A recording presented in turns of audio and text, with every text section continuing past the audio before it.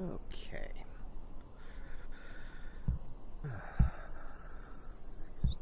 Continue with the fitting process. You can see here that I took my sketch, which was hollow, just basically a hollow cage that I doodled in the air, and then I started filling it with new layers to fill in that shape and make it more solid. And you can see it does a really nice job of creating a nice clear form that I doodled and more or less shaped on my own on the fly. And now we're going to be filling the rest of this thing in, basically finishing the fitting process on the arms. Legs are for the most part finished, but it's really going to be about I'm not going to spend too long of a video to show you what my process here, but I think you're going to get a pretty good idea once we start working on these back plates. Well, let's get started. Okay, let's do this.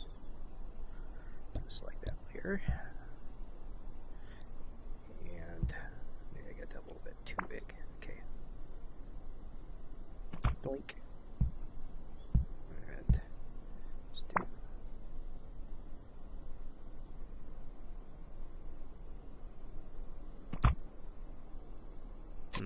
no, don't want that.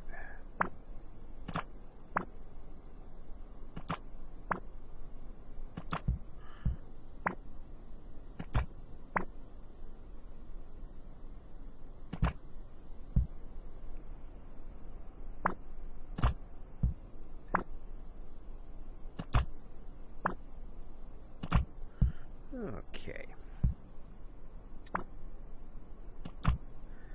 You can see it's actually pretty easy to do.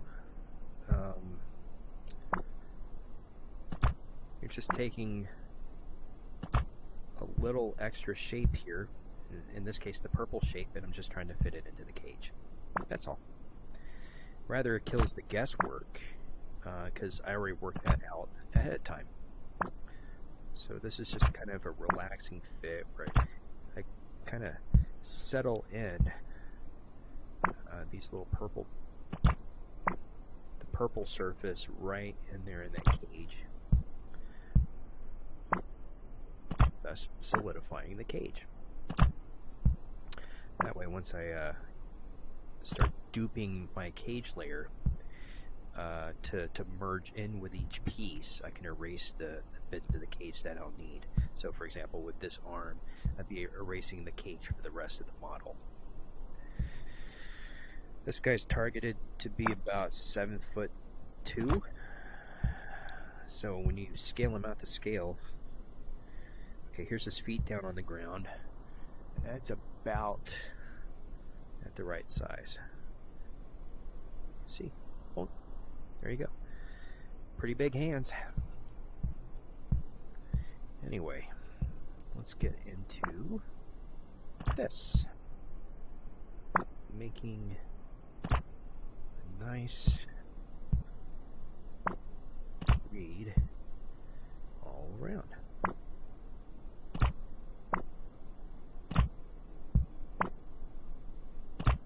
There we go.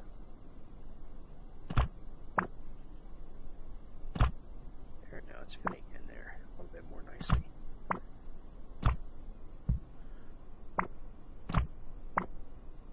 There we are.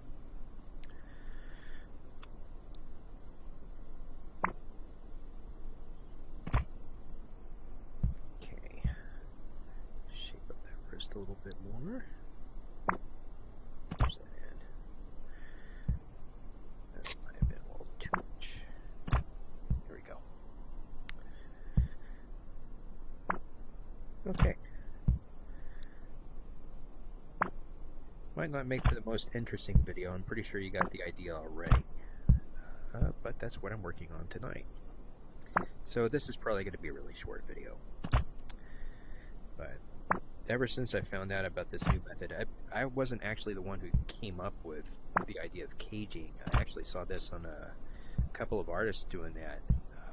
on their YouTube channels when they were developing environments within Medium. And they came out with this really cool process where they just sketched out the city and then started dropping primitive shapes in on top of the cage they sketched. So doing a rudimentary cage like this is actually quite nice. Quite nice. Let's put that in a little bit more. Stretch that down, put that back up there. Put that over there. There.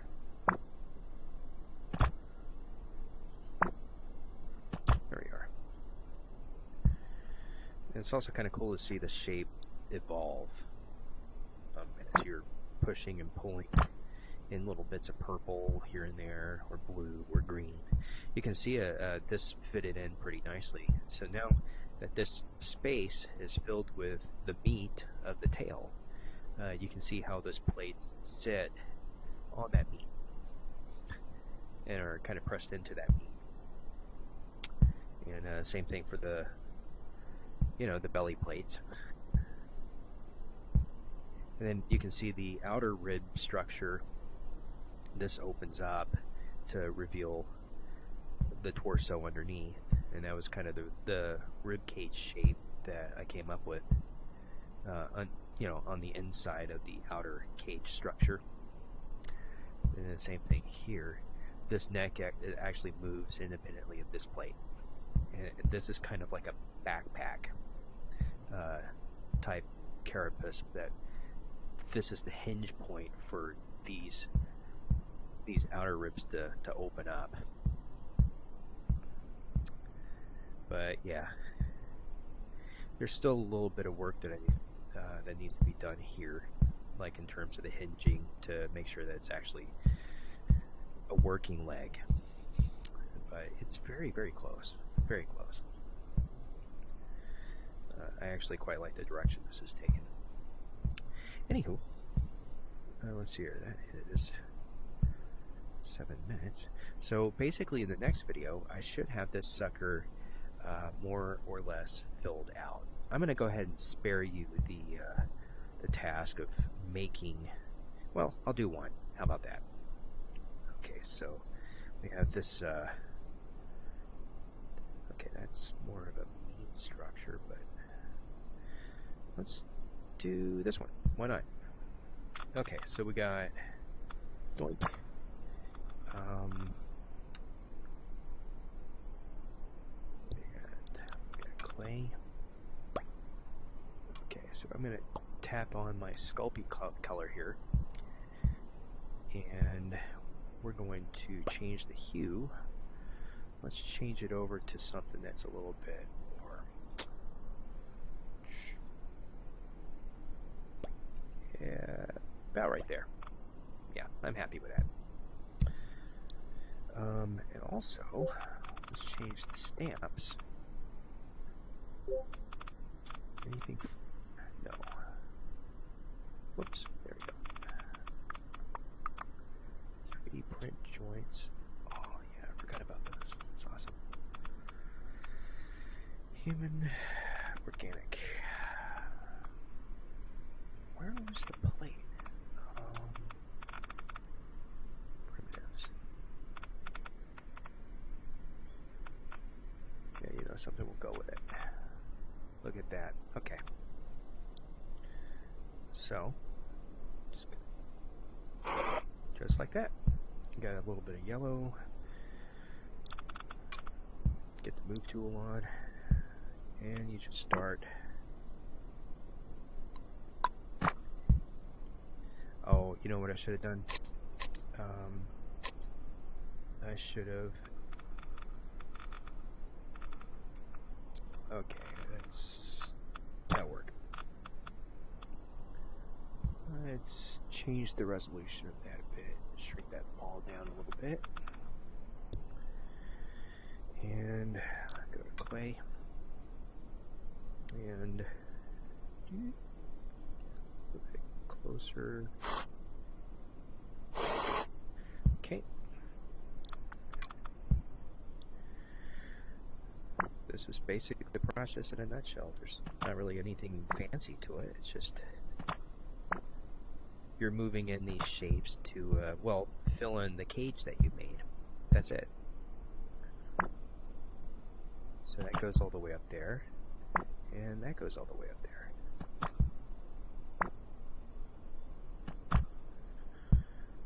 And now you can kind of move it down a little bit to get that kind of leveling. Now let's move.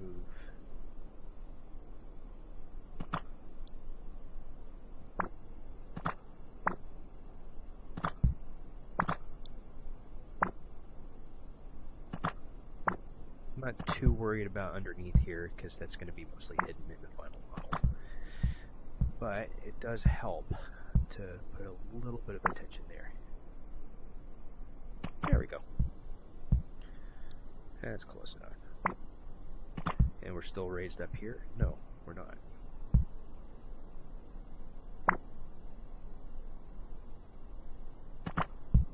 Trying to leave a little bit of space under here because you want a little bit of that, but not too much.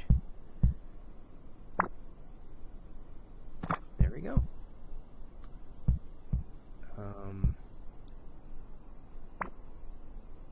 There.